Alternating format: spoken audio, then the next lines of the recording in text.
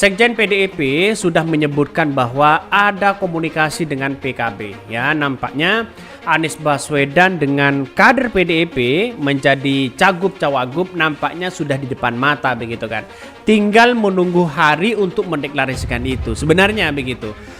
Kalau tidak segera dilakukan oleh PDIP langkah ini, maka akan lebih duluan ya partai-partai yang lain akan mengajukan wakil kepada Anies Baswedan sehingga posisi dari PDIP ini semakin terjepit ya.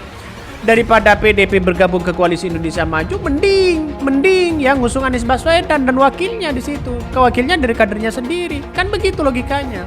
Makanya sekjen dari PDIP itu sudah mengatakan bahwa Jakarta sudah mengerucut ya komunikasi intent dengan PKB. Sedangkan PKB mengusung Anies Baswedan. Itulah taktik dari PKB untuk mengambil posisi dari Anies Baswedan begitu.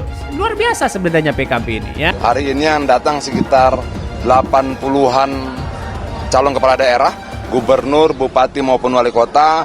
Total semua dari gelombang pertama sampai gelombang ketiga ini sudah 200 kabupaten, kota, dan provinsi. Dan kita akan selesaikan semuanya sampai 545, mungkin masih ada 2 atau 3 gelombang lagi.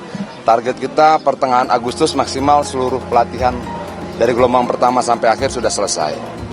Kenapa ini kita lakukan? Kita mau memenangkan pilkada sebanyak-banyaknya.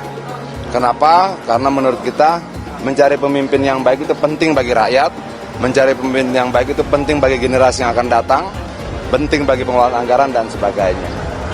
Kira-kira seperti itu. Memang dilakukan sehingga mesin partai sudah siap ketika nanti calon diumumkan atau seperti apa sih? Ini dilakukan sehingga ketika keluar rekomendasi kita sudah siap bergerak. Jadi Jakada kita berangkat dari berbagai latar belakang ya. Ada yang laki-laki, ada yang perempuan, ada yang akademisi, ada yang tokoh lokal, ada yang dulunya petani, ada yang dulunya kepala desa, macam-macam lah. Ini membuktikan bahwa di PDI Perjuangan semua boleh bermimpi menjadi apa saja, semua boleh bekerja untuk mendapatkan yang lebih baik di masa depan. Kira-kira seperti itu. Nah, jadi kalau total sampai hari ini sudah 200 calon kepala daerah. Setiap calon kepala daerah itu membentuk tim inti itu 9 orang, jadi total hampir 2.000 orang yang sudah mengikuti pelatihan kita sampai gelombang ketiga. Ini kekuatan sangat besar dan menjadi investasi partai juga. Kenapa? 90% itu diisi oleh anak-anak muda. Ya, mengerti teknologi, mengerti IT, tahu bagaimana berkomunikasi pada Gen Z dan sebagainya. Jadi komplit lah kira-kira seperti itu. Artinya Pak kalau tadi disebut nama Pak Andika juga, hari ini kan Pak Andika juga sudah sebagai kader PDIP. Artinya Pak Andika juga sebagai salah satu calon yang dipersiapkan juga dalam pilkada. Wah, pertanyaanmu menjebak. Wah, dan saya tidak mungkin mendahului itu. Jadi berarti yang datang ke sini sudah dapat penugasan dari yang sudah dapat surat tugas dari partai, yang sudah dapat surat tugas dari ketua umum. Itu. Tapi apakah Pak Andika nanti akan dapat surat tugas? Kita tunggu waktunya. Ada yang mengatakan bahwa sudah ada hitung-hitungan sebenarnya bahwa wakil dari dari Anies Baswedan kabarnya ya orang-orang dekat dengan PDIP. Mereka bisa saja kalau mereka mengusung mengusung cucunya begitu, bukan tidak mungkin ini begitu dengan Anies Baswedan. Karena Anies Baswedan ini sudah salah satunya menjadi gubernur DKI Jakarta, pengalaman di depan mata kan sudah menang. Jangan-jangan Pak Andika juga bisa disodorkan, bisa saja itu terjadi. Yang namanya politik kita kan tidak tahu begitu.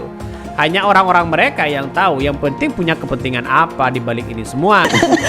Gini, iya karena beberapa waktu yang lalu sebenarnya begini ya, kita ngobrolnya kan santai juga ya. Beberapa waktu yang lalu saya sempat mengingatkan bahwa hati-hati juga kita, karena kita punya pilkada yang sangat besar, banyak dan kemudian masif. Tolonglah kemudian kita tidak akan mengulang apa yang kita sebut, mohon maaf nih, abuse of power. Yang itu kemudian kemungkinan akan dipraktekkan di dalam pilkada atau bahkan penggunaan segala sumber daya negara, baik itu nanti itu pakai APBN, APBD, sumber-sumber alat keamanan negara yang kemudian itu bisa dimobilisasi. Karena apa ya? Karena di situ ada anak presiden. Apalagi kalau kemudian di sini ada 2 presiden yang berjalan beriringan dan begitu punya kedekatan. Jadi kalau misalkan Mas Kaisang nggak usah ngomong, ya emang dulu juga sama, ini dulu juga bilang nggak tertarik dan juga nggak perlu ngomong, tapi kan kemudian kita tahu ada situasi politik kita yang sedemikian rupa, jadi dengan diem aja itu bisa bisa memanggil gitu ya partai-partai lain untuk kemudian mengusung. Nah, kenapa PKB misalkan belum tertarik atau tidak tertarik? Karena seperti yang disampaikan oleh Pak Muhaimin kemarin, apa kita tidak bisa menyudahin sih sebenarnya gitu. Memberi kesempatan yang pertama, tetapi kan tidak berarti kemudian harus dilanjutkan lagi untuk yang anak yang berikutnya. Ya mohon maaf seperti itu. Dulu disampaikan misalkan oleh Pak Ketum ini walaupun dengan canda ya, ketika Pak Harto itu kan mengalami titik-titik kejatuhan itu kan hanya karena nepotisme yang kecil.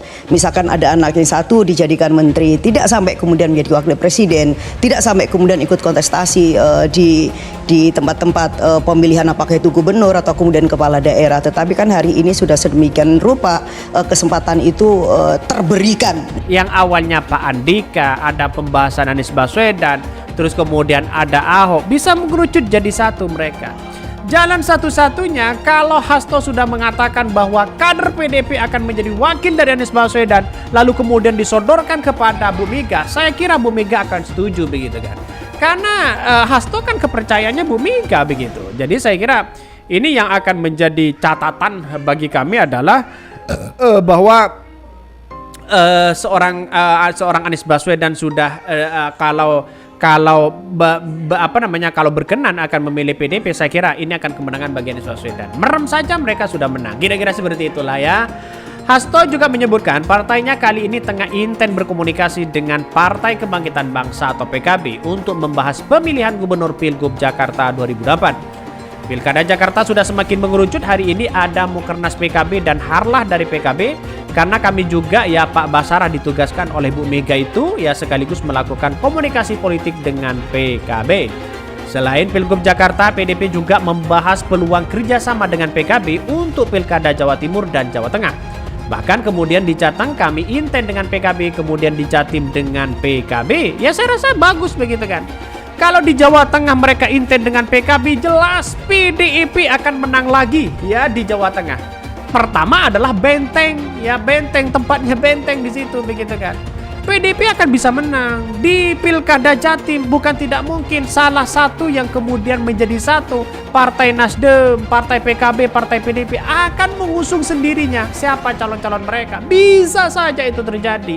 Kan ini politik bro.